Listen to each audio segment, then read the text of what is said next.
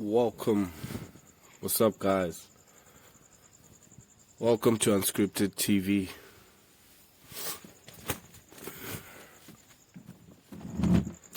Welcome to the podcast.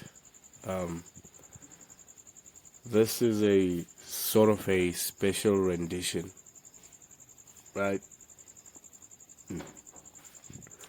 My proper return to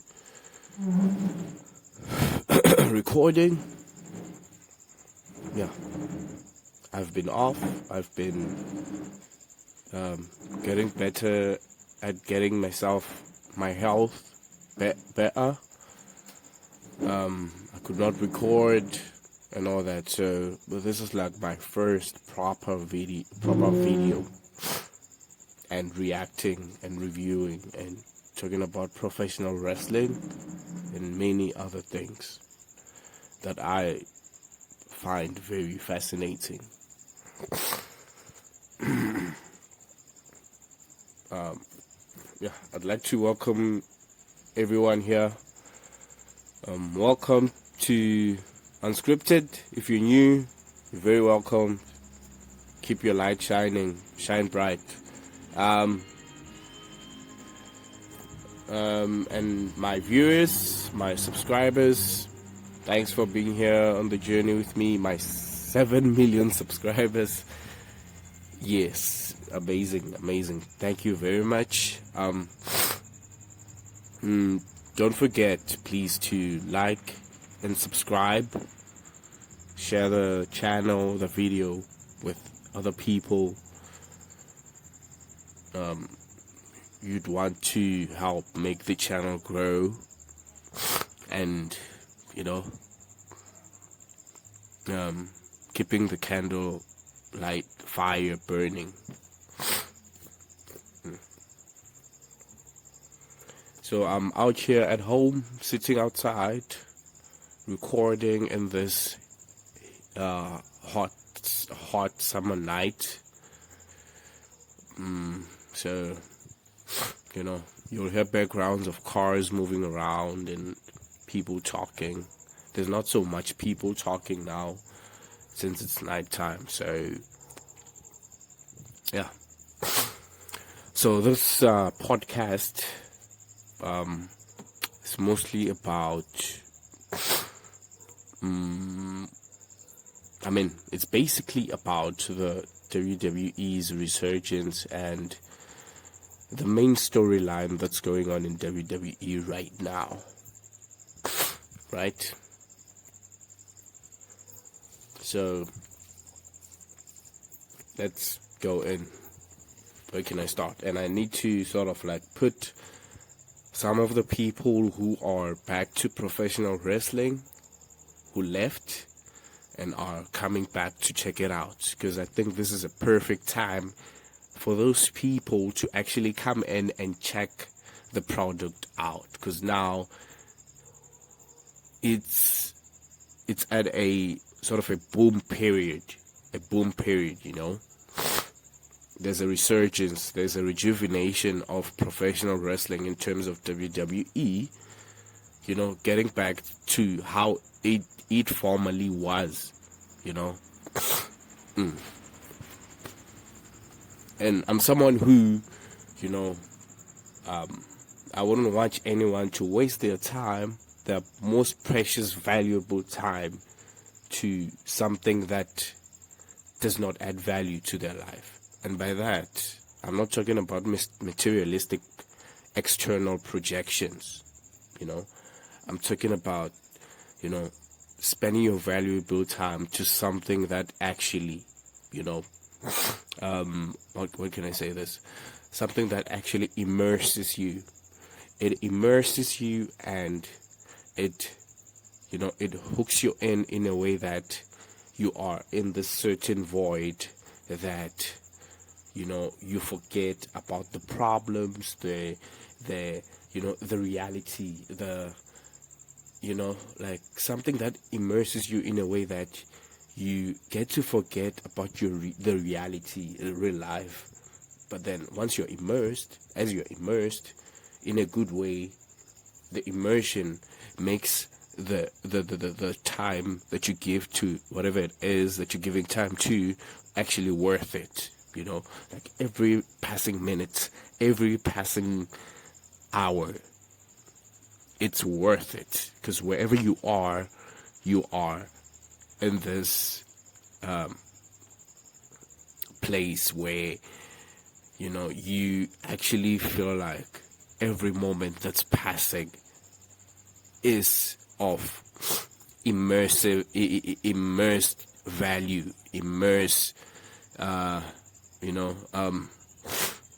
projection of bits and bits of moment in time passing.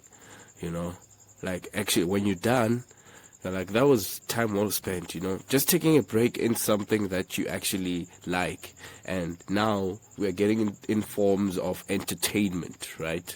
In forms of entertainment, because we need some of these things to escape our reality. That's the term I've been waiting to actually say. Escape from reality. So, there's many different kinds of things. We all like different things. We can't like the same thing or like different things. So, for those people who stopped watching WWE or professional wrestling, they might have their own reasons, their own reasons for stopping watching. But above all that, I would say this is a perfect time. I mean, there were times in pro wrestling that the past 6 years or 7 years or whatever, where I would be like, yeah, check this out, but don't watch WWE, because it's a shell of its former self, and it's something we'll talk about later on. The former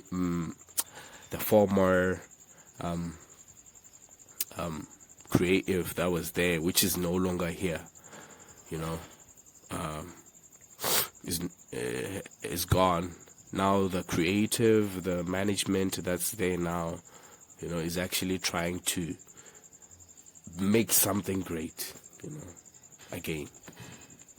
So, yeah, it's a perfect time.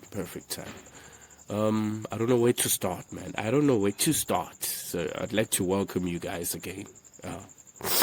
This is the Unscripted TV and Professional Wrestling Podcast. Talking about things I like, man. I'm talking about things I like. And if this is the first time you are listening to me, and you'd like to listen to me again and again, this is me just being me and all that, and I'll do my best to try and give you the best content that I can. Okay, where can I start? So here's my story with regards to WWE, right? Because I want to just break everything down in this video.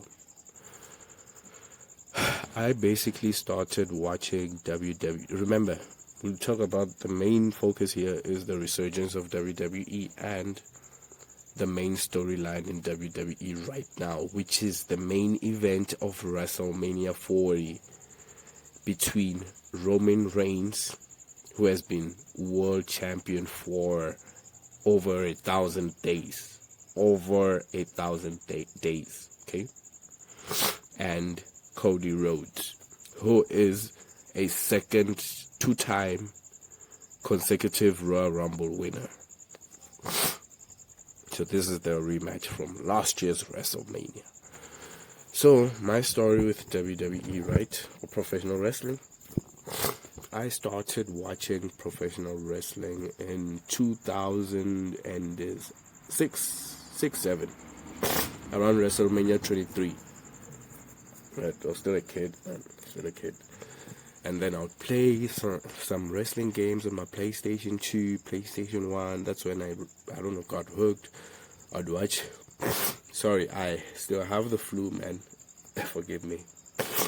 I would watch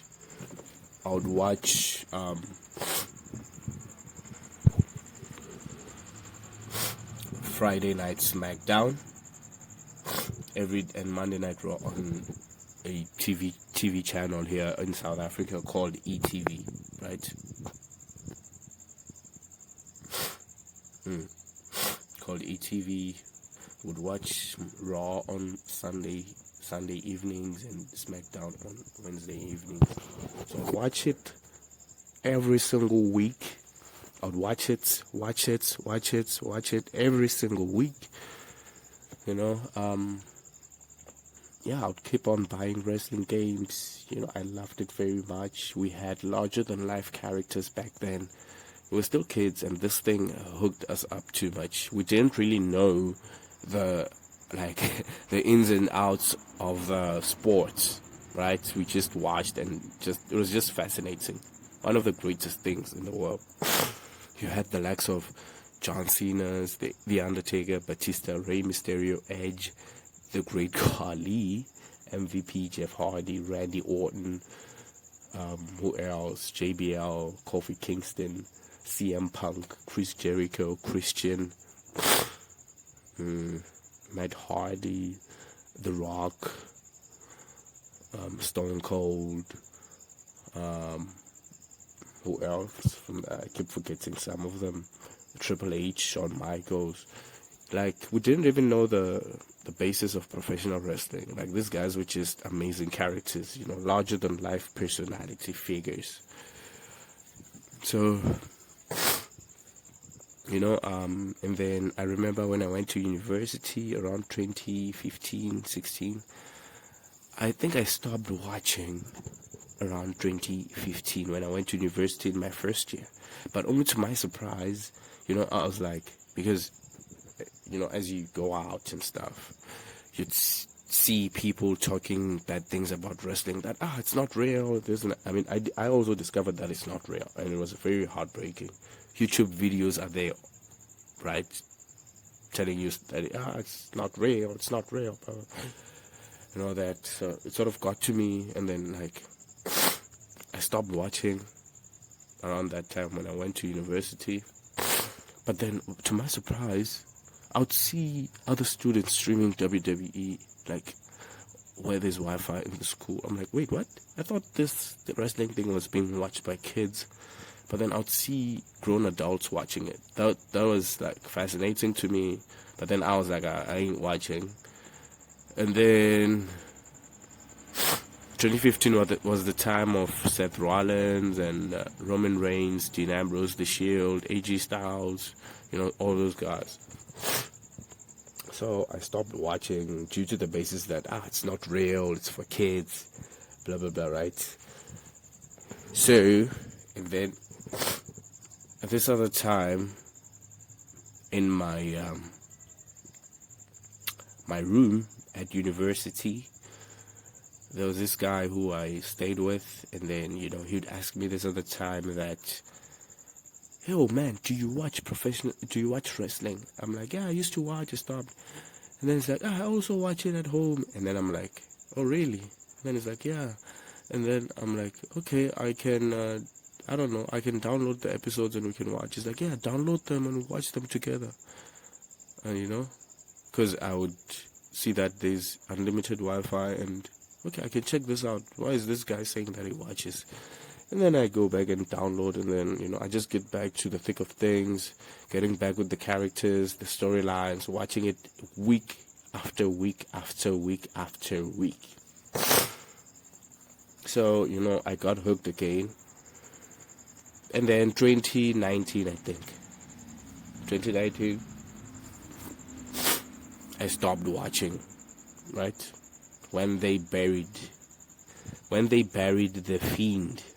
More on that in a moment, right? They buried The Fiend. That was when I stopped watching. I remember it was a match between Seth Rollins and Bray Wyatt, who was The Fiend. So, before the time me stopping, that transitional period, right, of 2015 and 2018, 2019, that was the time I actually studied the sport, or I should say I did research, right? I did research. There were many, many things that I found out, man. It was amazing. And I feel like, normal people would just, mostly the ones, yes, I'm speaking to you, mostly the ones who stopped watching, just go for the lowest hanging fruit, right? By that, the lowest hanging fruit is, when they see someone and then someone like punches someone and then like it doesn't really hit, or like they're fighting or they're punching but then there's no blood. It's like, this is fake. How can someone watch something so fake? Like, I found out that, some of the things like that, I'm just trying to give you sort of like an idea here. Like, when you see someone punching, they do actually get physical. I've never been in a professional wrestling ring, so me and you don't actually know what goes on in there, right? Until we're going. I'm just telling you what I know. So like when someone punches someone and then like maybe they don't actually hit them or whatever, there's this term called kayfabe, right? In kayfabe terms, remember, professional wrestling is something that consists of storytelling and storylines. So like when someone punches someone and then like doesn't quote unquote hit, or maybe it hits or whatever, in kayfabe terms, the person hit the person, right? Remember, there's no CGI here, so these people are doing their best. No CGI, no computer animations, just like your movies. Come on. Your movies are more fake than this. This is a live performance, right? Or athleticism or whatever.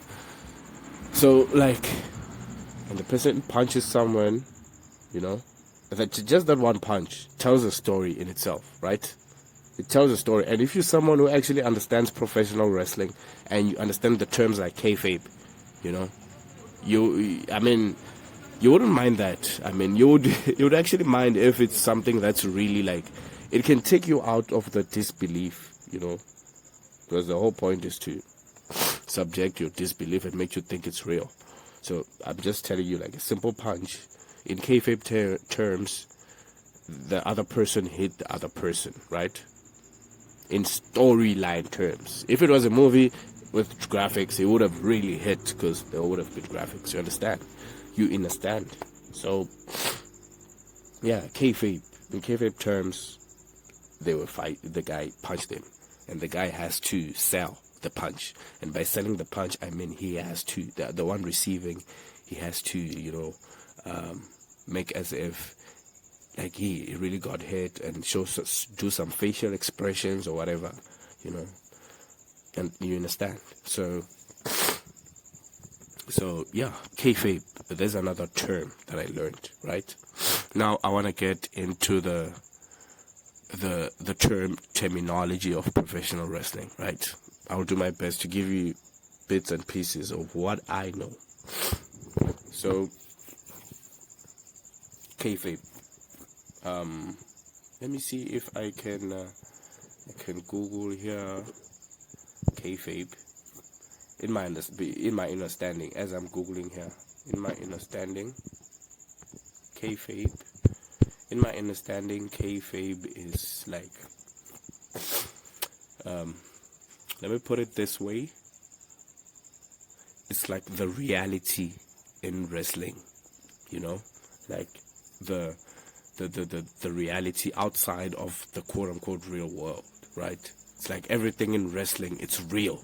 In that world, the wrestlers, when they're fighting, it's real. It's like you're watching movie characters fighting. They are actually angry at each other, the characters, you understand? So you as the audience are just watching. So everything that goes on in there is animosity. It's real, right? So like kayfabe, it's like, for example, you see like the Undertaker, right? As a character, not to kill the character. He has to do his best to keep the character and the mystique of the Undertaker real. This is some of the things that destroyed professional wrestling today. What's this? There's this term called breaking character. Like if you see the Undertaker on the street and then like he's just a man, normal man, like holding a kid, walking down the street. No, like that's breaking character. In order to stay in kayfabe, the guy playing the Undertaker has to stay in character and be the Undertaker at all times, right? So that's when kayfabe is really alive. Like it blurs the line between reality and fiction. You understand? So like kayfabe is like the character has to, the guy playing the Undertaker has to stay in character at all times to keep kayfabe alive, right? So like kayfabe also works when wrestlers are performing in the ring. Like everything that happens there, in kayfabe it makes sense, but in real life it doesn't make sense. You understand? You understand, right? Kayfabe. That's a new term you learned today, right? So I'm trying to Google the definition of kayfabe, right? Here's the definition from Oxford Languages.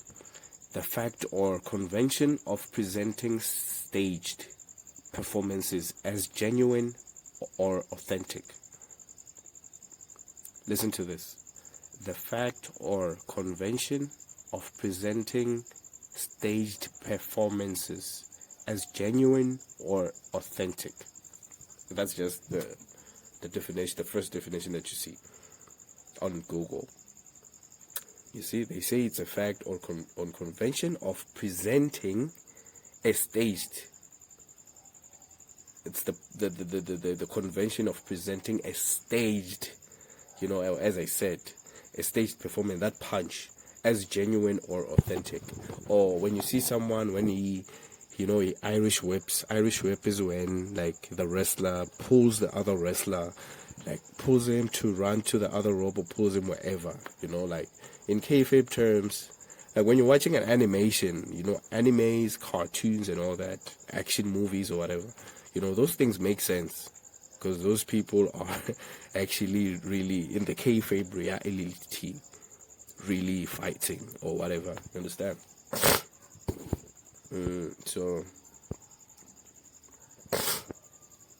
let me the flu, guys. Let me go to Wikipedia now. It says, in professional wrestling, kayfabe is the portrayal of staged events. Oh shit, the flu is fucking me up, guys.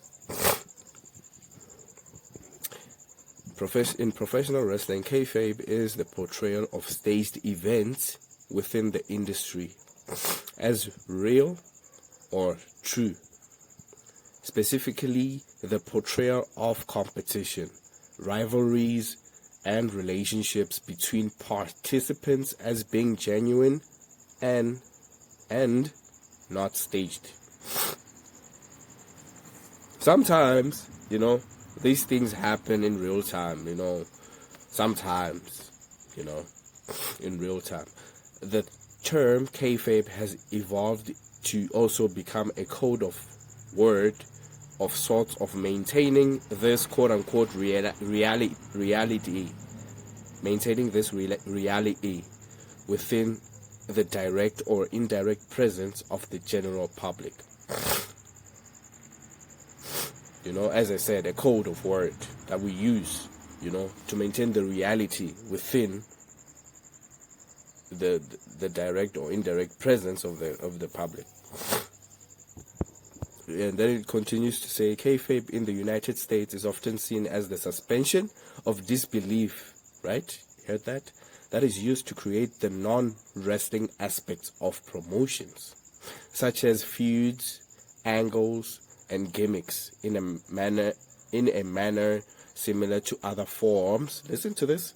Gimmicks in a manner similar to other forms of fictional entertainment, right? As I said, other forms of fictional entertainment. Your movies, your whatever series, it's the same thing.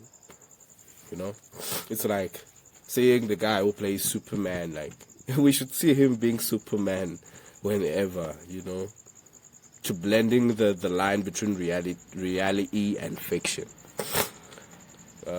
Yeah, I know you're learning. You're learning something new. And then it continues to say, in relative terms, a wrestler breaking kayfabe would be likened to an actor breaking character on camera. You know, like if Undertaker is laughing on camera, that's breaking character. You know. So since it continues to say, where was I? Since wrestling is performed in front of a live audience whose interaction with the show is crucial to its success. Remember, to all those who say wrestling is fake, this and that, blah, blah, blah, right? Yeah, you go for the lowest hanging tree, whatever. The audience, right? The interaction with the crowd. That's not as much as everything, most of the thing, or scripted, right? Yeah. The audience are the ones who actually direct what's going on. The reactions to the audience. You know, that's one of the things that just fascinates me about professional wrestling. You know, just that interaction with the crowd, the energy that the crowd brings to the shows. You know, I don't know how it happens, man. It's just fascinating to me that, you know, something quote-unquote scripted and quote-unquote fake is producing genuine reactions from real people and large crowds of people. Large crowds of people. You know, it's just, it's one of the things that fascinates me, you know. Even when I'm watching on my laptop or on my TV, I feel like I'm part of the experience. Right. So, and then it continues to say, kayfabe can be compared to the fourth wall acting, since hardly any conventional fourth wall exists to begin with. Because of this lack of conventional fourth wall, wrestlers were once expected to maintain their characters even out of the ring, and in other aspects of their lives that could be made public. I told you about that, right? That's what I said. And then it continues to say, in general, everything in modern professional wrestling, in a modern professional wrestling show, is to some extent scripted. Listen to that. To some extent. You heard that? To some extent scripted. Or, quote-unquote, kayfabe. Even though at times it is portrayed as real life, where it was once portrayed as real rivalries being conveniently settled by unscripted wrestling matches, right? And then it continues to say, kayfabe was fiercely maintained for decades with the intent to deceive fans, but with the advent of the internet wrestling community, that's the IWC, and the sports entertainment movement, the pro wrestling industry has become less concerned with protecting the so-called backstage secrets and typically maintains kayfabe only during the filming of shows. This is the problem. This is some of the things that actually drew people out. Most of the people, listen, this is not what Wikipedia is saying. This is me right now. This is some of you who stopped, right? Back maybe when you were kids. Maybe it's because most of us were just kids. It was fascinating. But still, man, did you listen to what was said here? The industry has become less concerned with protecting so-called backstage secrets. You know? Now everything is just in the open. What happens backstage, blah, blah, this and that. The wrestlers are breaking character, you know? Kayfabe is only maintained during the filming of shows, and that's how it is, you know? Some of you have stopped, subconsciously so, unconsciously you have stopped watching because of that. You understand? Besides all the fakeness and all, that's just the lowest hanging fruit that you go for. That everyone fucking goes for. It's fake, this and that, you know? Don't go for the lowest hanging fruit, man. Do not do that. At least try to go higher. And then continues, it is occasionally broken during shows. Usually when dealing with genuine injuries, there's also injuries here that occur during a match or paying tribute to wrestlers. So some of the terms that they used here was feuds, angles, and gimmicks, right? And promotions. By promotions, they meant companies. There's WWE, there's All Elite Wrestling, there's TNA, blah blah blah. All these are wrestling promotions, different wrestling, professional wrestling companies. Feuds, you know what a feud is, right? This one is angry at this one.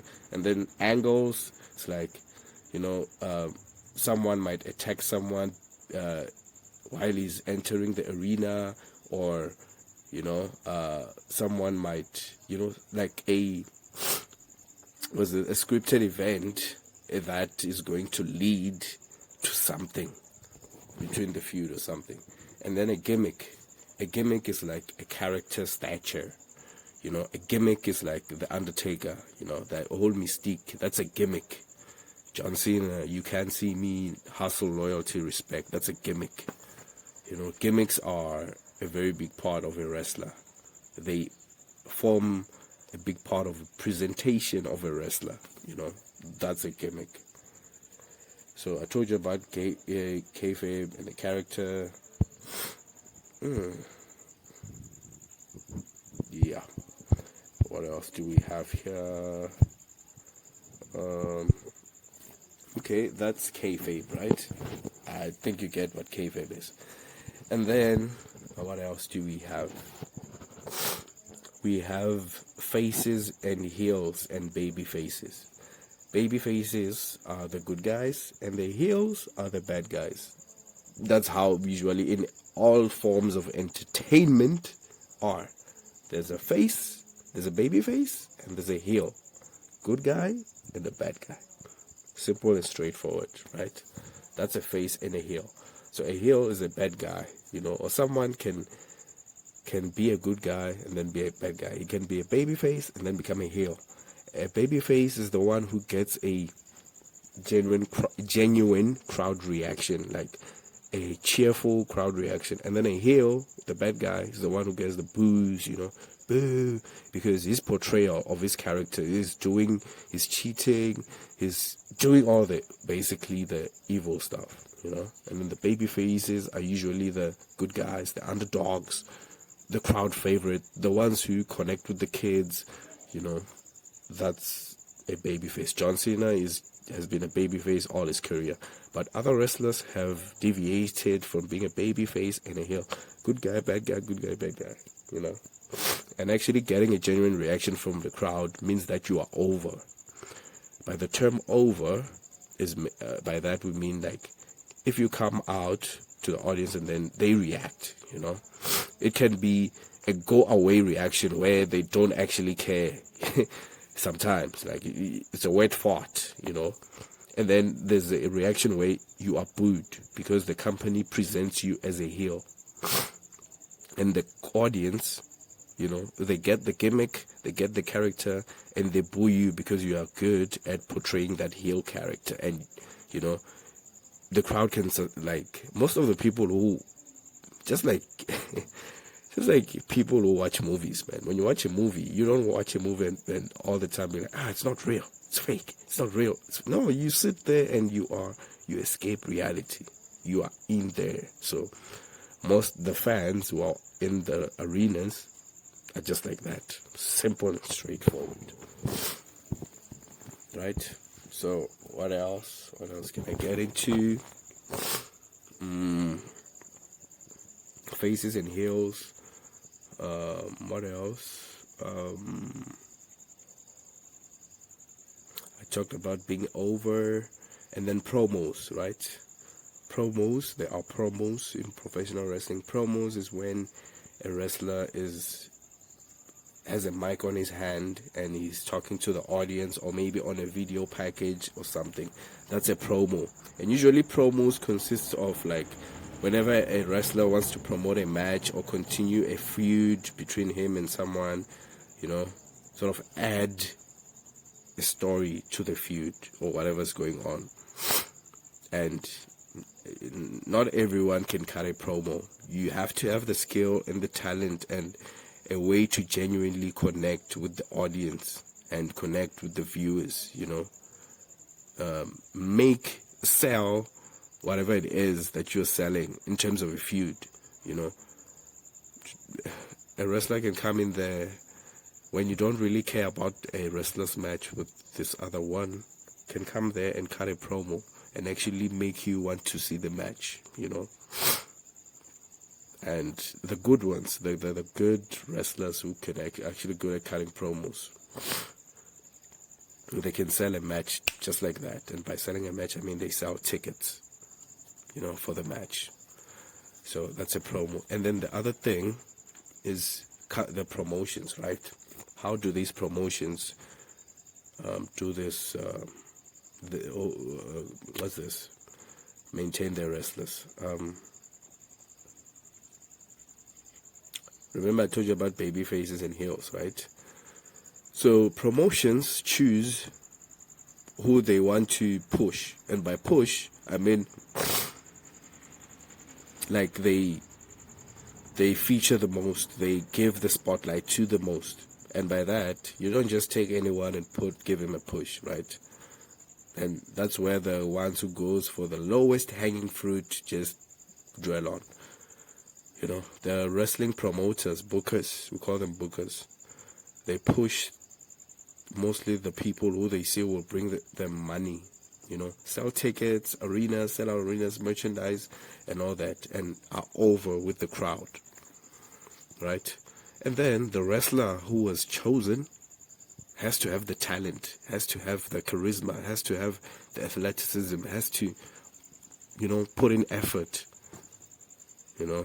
They give you the spotlight. Yeah, now's your time to actually prove that you deserve to be there. That's why you get the likes of John Cena's, your Undertakers, and all that. You have to maintain that you have to maintain that higher level of status yourself. Now I think you understand. So all the featured guys that you might even like mid-carders. I'll get into that in the moment.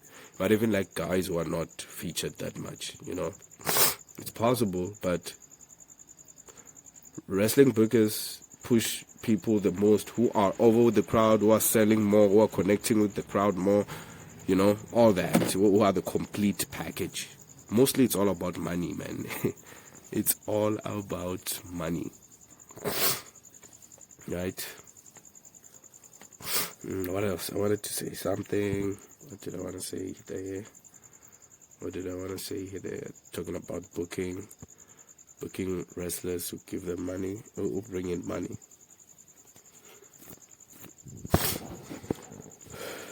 Yeah, like to thank you guys for being here on Unscripted TV. I'd like to thank my subscribers, my viewers. Don't forget to like and subscribe the video. Share the video with your friends, family, anyone.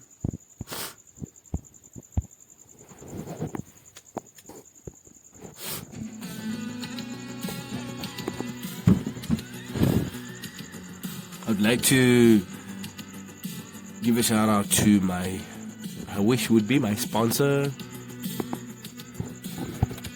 I'd like to give a shout out to, oh wait. Okay, so like this is not actually a sponsor. I'm sort of like practicing if I get a sponsor soon, right?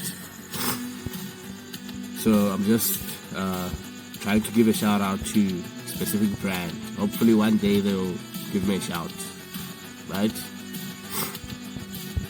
I'd like to give a shout out to Movie Base.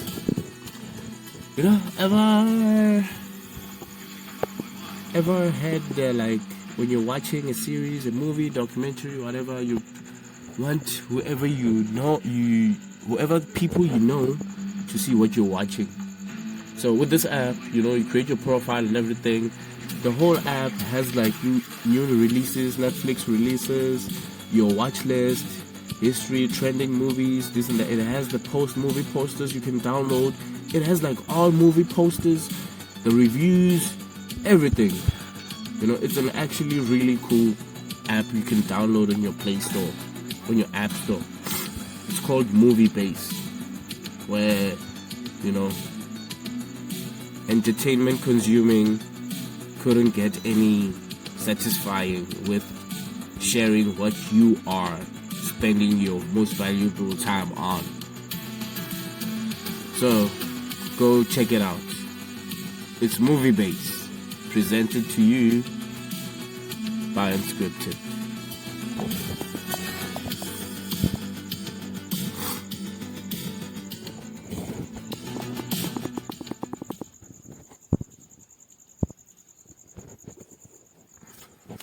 And then now we continue. We continue.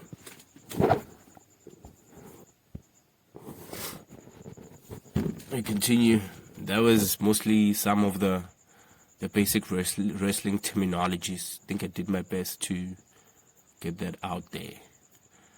Oh, I forgot one more thing. Buried. I think I said the Fiend was buried. So when the IWC, which was the Internet Wrestling Community from the Wikipedia definition that I talked about, being buried is when, you know, for example, let me give you an example. A wrestling promotion might see this guy as a money drawer, and then there's this other one who they're not really actually pushing that much. Here comes the mid-card terms that I told you about before. There's a low card, a mid-card, and the main event card, right? The low card is the jobber card. This is where you see the not well-known wrestlers, you know. No character development. There is character, but they won't be featured that much, and they will have less wins and less championships, right?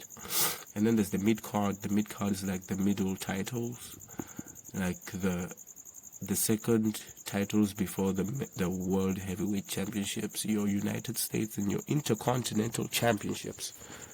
And then the main event is where you see the Heavyweight Championship contenders, right? The big guys, right? So when someone is buried is when the guy who's not, the company wasn't the one involved in his rise to getting over with the audience, you know, genuinely, naturally. Like, that guy was a mid-carder, and then Cena was over as a main eventer, and they were pushing him, and then the other one just got organically over with the crowd, right? And then they put him in a match. When they don't like him being organically over, they put him in a match with some other main event guy to squash him. By squash, I mean they destroy him. They destroy him, like make him present him as weak. And then us, the internet wrestling community, will say, that guy was buried. They buried him. They destroyed his character. The way he was so over with the fans, you know, all the hype, the grandeur that was building on his character has now been decreased now. Like, the audience won't care or won't see him as a main eventer anymore. You know, that's being buried. So I think I did all my best with the wrestling terminology. So now we get into the I want to get past the WWE watching history of mine, and then going into the storyline. So around 2017, was it 2017 to 2016, 16 to 2019, there was this brand called NXT, WWE brand. There's Monday Night Raw, there's Friday Night SmackDown, and then there's NXT. So the main event shows, the big shows, so Raw and SmackDown, were run by Vince McMahon, the old guy, and then the NXT was like a developmental place for new wrestlers who would later on be featured on the main roster, which is SmackDown and Raw. So that developmental brand was run by Triple H. Triple H was the head of creative there, and many people in the IWC say that period was the best WWE television in decades. Talking about your Attitude Era's, Stone Cold Steve Austin levels, the developmental brand was just fucking amazing. I caught up with it around 2019, very late. But still, it was good, and it was run by Triple H, who is in charge right now. So that's why I'm like, perfect time. So NXT was amazing, and then came along All Elite Wrestling. This company I watched for like 2 years, every week. Amazing. Before I get on to All Elite Wrestling, let me just talk about All Elite Wrestling before I get on to Cody Rhodes. So All Elite Wrestling was a promotion which was formed around 2019. The first episode aired in 2019. It was started by 3 wrestlers and a billionaire. And one of the wrestlers were from WWE. They went away from WWE, and then they met along with this independent wrestlers, to start a promotion where they wanted to create an alternative to WWE. And they were successful at that, Their first show, remember, no one knows them, they are not well known, right? And then they made a bet with someone that they would sell out a 10,000 seat arena, which is something that was never done by any other company besides WWE, and an independent show, mind you. So these guys and a billionaire sold out a 10,000 seater arena. That's something that has never been done by any other promotion besides WWE. So that was a launch for All Elite Wrestling. I started watching it almost every week. It was amazing, man. I even have some episodes saved, some of the best episodes. That was just an amazing time for me, and I'm grateful for All Elite Wrestling. And that was the time when I stopped watching WWE, because of whenever they would want to create, whenever a new star was going to be created, they just destroy. It's like they just blatantly telling you, the viewer, that you invest all this time in this character, we're destroying him, we don't care about you, So I'm like, I'm done with this crap. Oh man, this is horrible. This is just bad television. We invested so much in The Fiend and all that, only for the character to be destroyed. Him, the wrestler, and to be buried. And then luckily All Elite Wrestling was created at that time. Amazing. I stopped watching All Elite Wrestling around last year. Just horrible. Stopped watching because of CM Punk, who left, who was also in WWE. He came back after how many years? 7 years, I don't know, from professional wrestling, and then he came back to All Elite Wrestling, and then he had a backstage fight with another wrestler, presumably by the rumors, and then there were fights backstage, and then he left, and then he was a great wrestling mind to the whole company, so they got rid of him. Everything just went downhill. Like, it was just boring television. I just stopped watching. There were no storylines. It was just boring, and nothing made sense, you know. And then around last year, was it last year? Yeah, CM Punk returned to WWE, and it was a company where he said he would never return. He returned at Survivor Series, and Triple H was in charge. Vince McMahon was gone, right? So CM Punk came back, and I'm like, I'm watching WWE again. And I don't know. I have great timing because everything is just on a higher trajectory right now, you know. So CM Punk back, and everything just seems good. So with WWE right now, WWE now is being run by new leaders. There's this guy called Ariel Hawani or something, Emmanuel or something. He's the owner of WWE and UFC. So the UFC and WWE have formed a partnership, and that partnership, it's called TKO. So WWE and UFC are like under one brand, one company now, and the leaders are the people there, and those are new leaders. Vince McMahon sold WWE to those people. So they put Triple H as head of creative. Remember what I told you about NXT, right? They put Triple H as head of creative. Vince McMahon now has been taken away.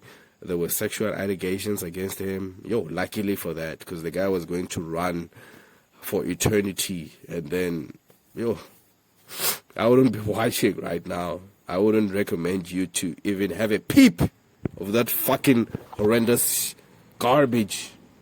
Fuck. Garbage. So TKO. So it's WWE is under new leadership now. Like, everything presentation wise is going to Triple H knows man. NXT was just a great time. So I can't wait for what he is cooking, man. Trips is cooking. Trips is cooking, you know. So, and then there's that new leadership in WWE thing. So now the story, the main event of WrestleMania. Cody Rhodes wants to finish his story against Roman Reigns. Let me tell you a story of Cody Rhodes and of Roman Reigns. Let me start with Roman. So Roman, it's been there for quite a while. He won the WWE Undisputed Championship from Brock Lesnar. Ever since then, he has been champion. Remember, I told you over 1,000 days. He has faced other wrestlers, and whoever was going to defeat him was going to be, the guy, the guy, not just anyone. The right guy was supposed to beat him. So up until now, no one has defeated him, right? Up until now. 1,000 days from that's a big deal. If you actually go and look at the records of people who have held the title for that long, do not go for the lowest hanging fruit. Remember, do not go for the lowest hanging fruit. So there's Roman Reigns, a champion, godlike status, man. He's over. He's the tribal chief. 1,000 days as undisputed WWE champion. So, and then there's Cody Rhodes. Remember, he formed this other wrestling promotion. He was in and then he left. Wait, firstly, he was a WWE superstar back then, around the 2008. And then he left around 2015, I think, 16, 15, or 13. He left WWE. And he was a mid-carder at that time, right? Vince only saw him as a mid-carder. So he went to the independent scene, and he worked on himself, he reinvented himself, he wrestled for other wrestling promotions. He got himself his new character, his new persona over of the American Nightmare. He's the guy right now. I love him. It's just fucking, he's the guy WWE need right now. They finally build a new star in him. They have a new star. Since, I don't know about Roman. Yeah, Roman is a star, but since Cena. Right? So he came back to WWE last year. No, 2022. Was it 2022? Yes, I think it's 2022, 2021. He came back at WrestleMania against Seth Rollins, and then he won that match. Everyone was surprised. But there were rumors that he signed with WWE. And then he won the 2023 Royal Rumble. And then he went on to face Roman Reigns at WrestleMania 39 last year. And everyone expected him to win, man, because he was just, if they don't give him the championship at that time, we're like, what? How can they fumble this? Cody Rhodes is the guy. He was the only unique wrestler at that time in the whole roster. He stands out. His persona, his character, the way he's so over with the crowd, man. The music, the gimmick, the presentation. Fuck. It's just amazing. Just fucking amazing. And then he lost. He lost the match last year. I was shocked. That was a shocking result, man. It was an amazing. If you want to see that match, you can go on YouTube and check it out. Rhodes and Roman Reigns, WrestleMania 39. So, and then after that, the booking of Rhodes was not really that good. But, they actually did their best to show you that he is their guy, because they put him in matches against Brock Lesnar. He defeated Brock Lesnar, I think, twice in a row. Yeah, he defeated Brock Lesnar, and Brock Lesnar even acknowledged him by shaking his hand after their match at SummerSlam. So Cody, now they booked him to win the Royal Rumble again for the second time this year, right? So his story is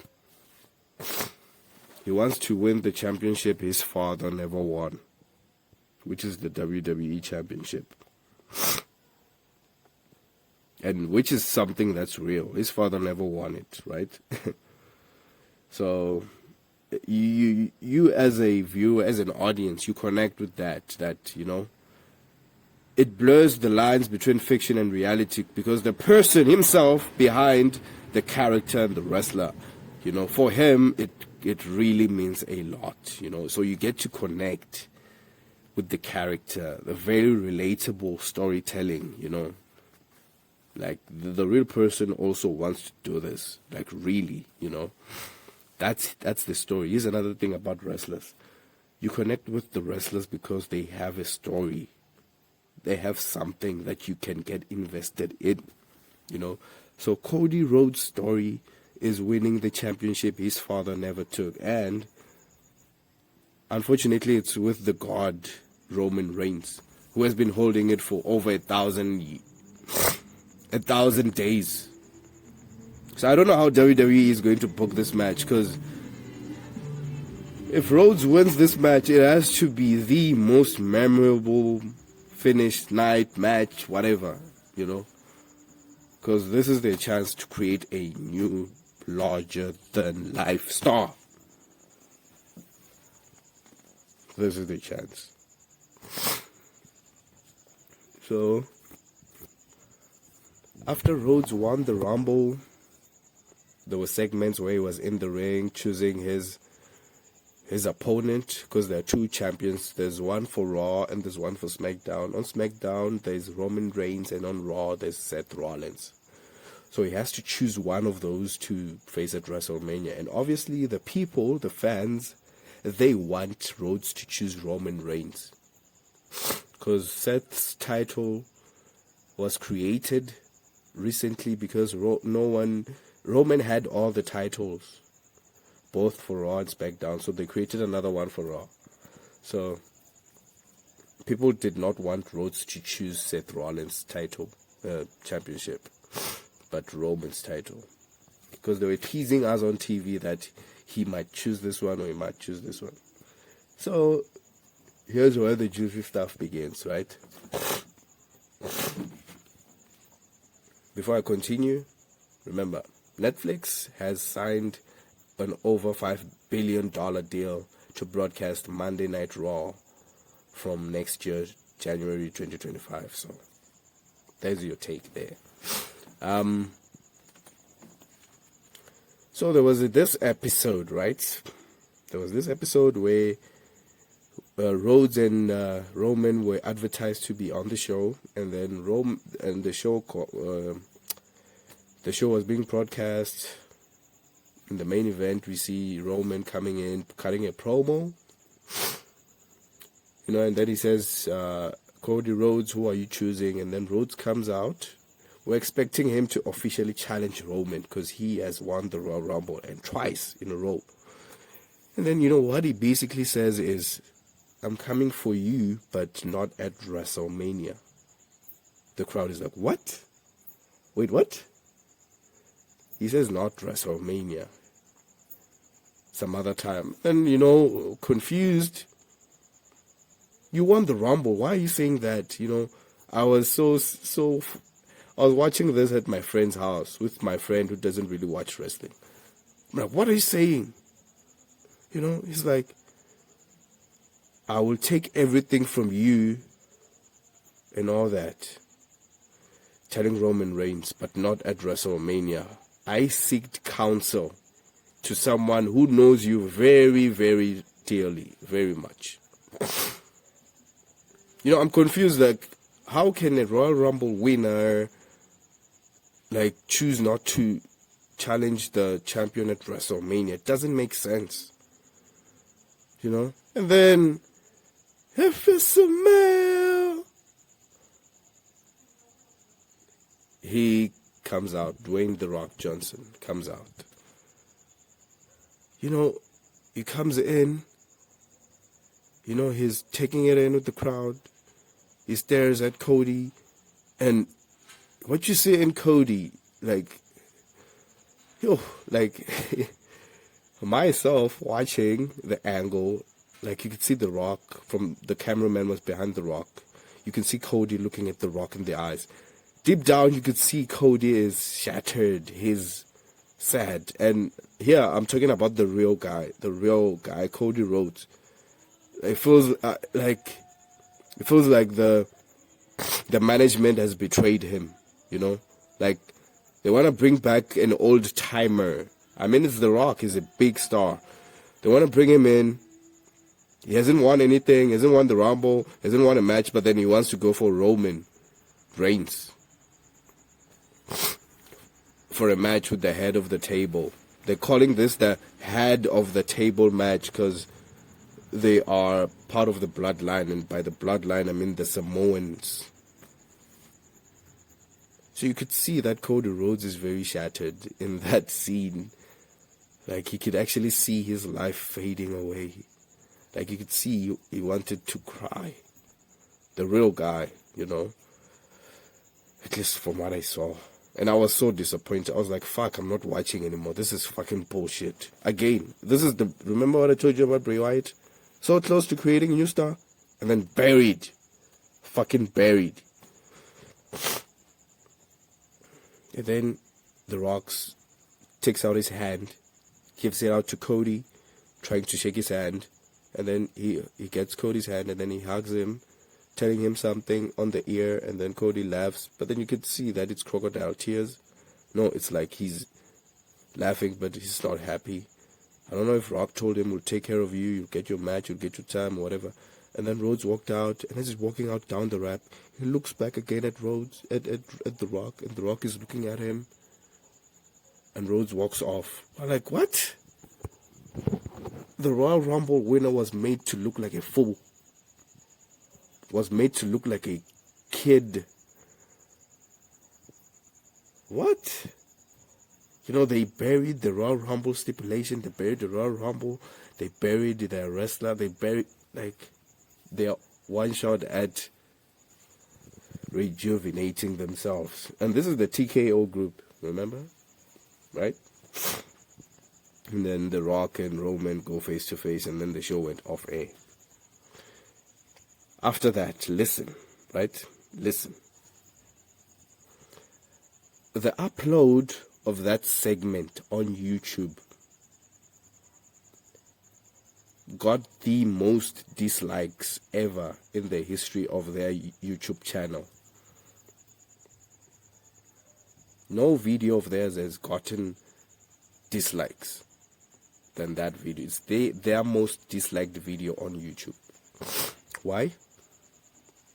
Because a lot of people are not with the decision of going with Rock and Roman. A lot of people are not with the decision of burying Cody Rhodes. A lot of people are not with the decision of burying the Royal Rumble stipulation. A lot of people are not with the decision to insult people's intelligence. A lot of people are not with the decision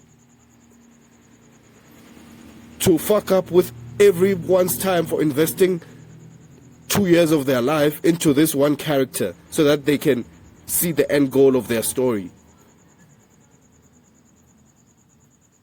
That's why. It's the most disliked video ever. You know? They tried to upload other versions of that segment. Still, dislikes. To show that Cody is actually what the people want.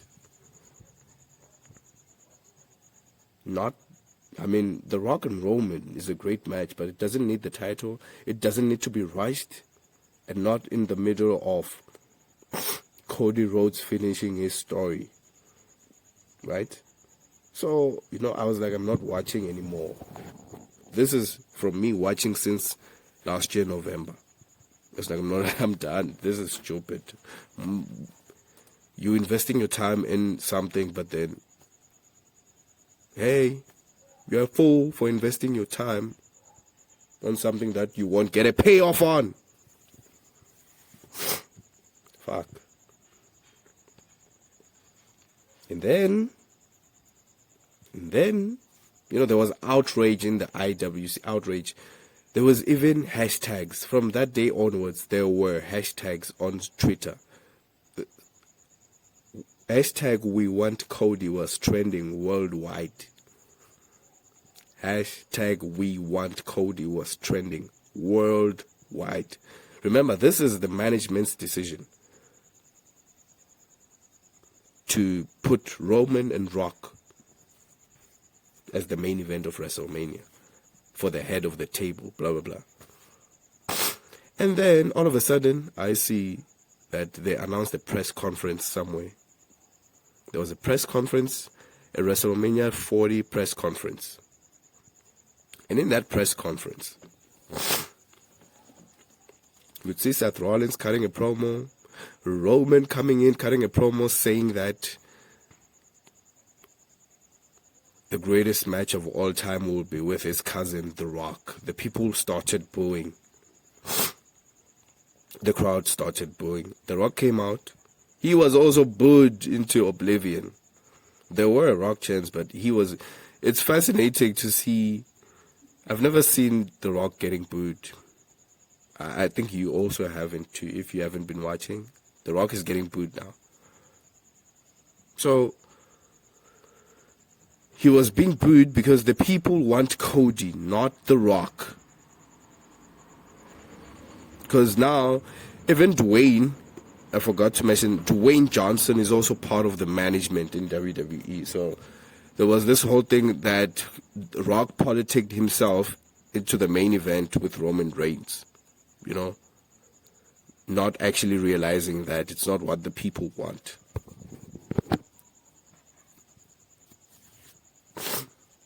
So, Roman is cutting a promo. We even see a tree of the bloodline. He explains how him and Roman are together and that how they're in one family. in the bloodline of the Samoans, and then they're going to fight for the head of the table in the biggest match of all time at WrestleMania. And then Cody comes out. I don't actually remember the exact words he said, but he was like, this is some bullshit. I was like, oh, WWE now is getting edgy, hey? Interesting. Remember, this is a press conference. It's like, he says, what you're doing here is not right. He starts to, talk bad about Roman Reigns, that Roman Reigns doesn't get to choose his match at WrestleMania. He's not the one who chooses the match, doesn't make all the decisions. And then he's like, I challenge you, Roman Reigns. And I'm like, yeah, the management listened to the fans. And then they listened to the fans because they wanted to rectify this problem that they created on SmackDown. Right? So, we're happy now. Oh, they listened. They listened to the fans. But we didn't get anything official yet. We just saw the segment. Cody was saying he challenges Roman Reigns.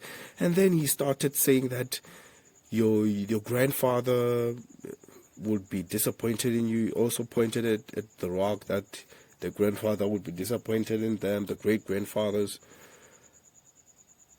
of what they've become, and all that.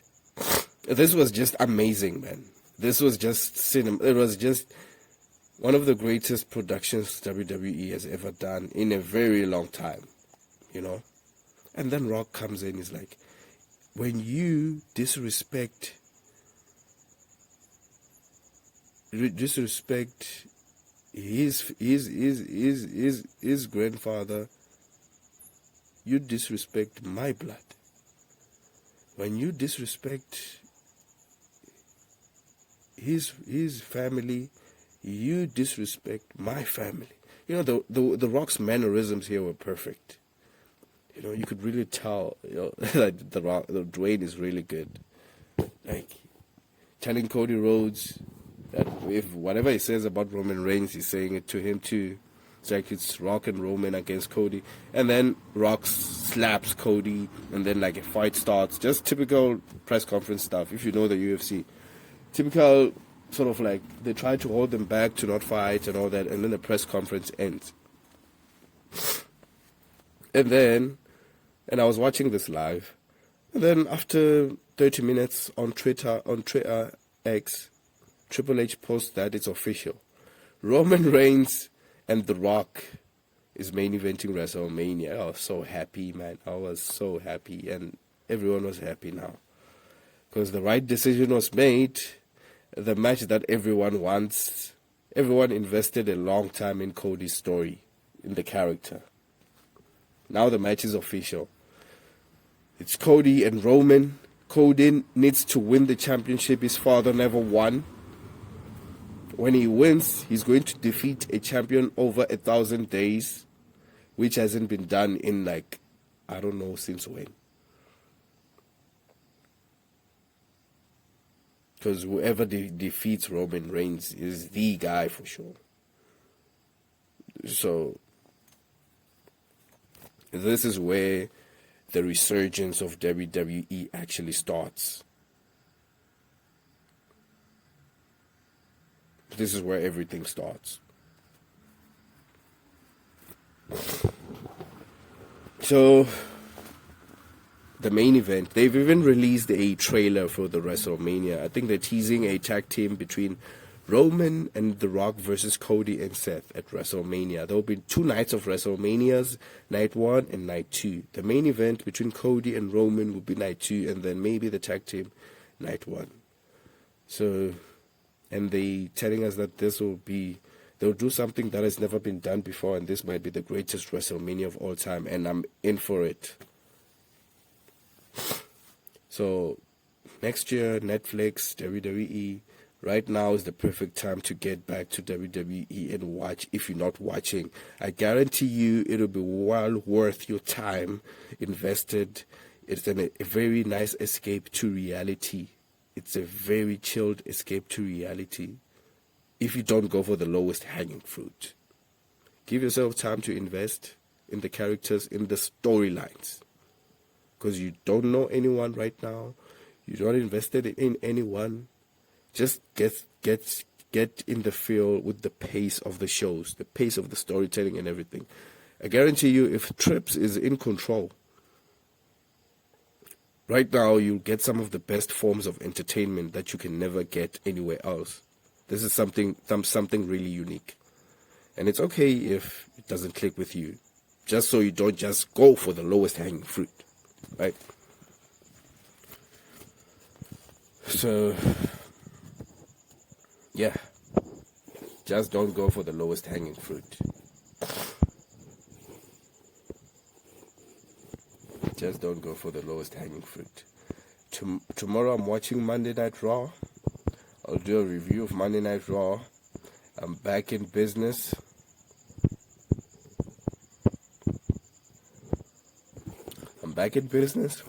Going to be reacting to all the things that I love to react to. Everything that I want to talk about, things that I like. Shine my light.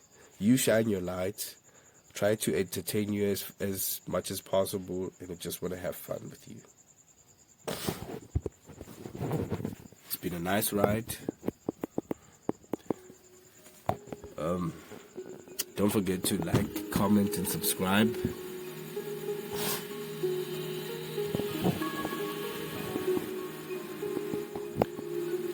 Share the video.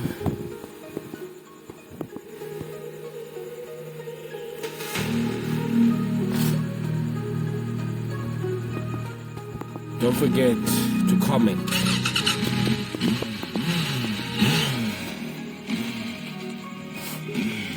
I'd like to thank you for being with me here. I had a great time. Don't forget to go and watch professional wrestling. There's never been better.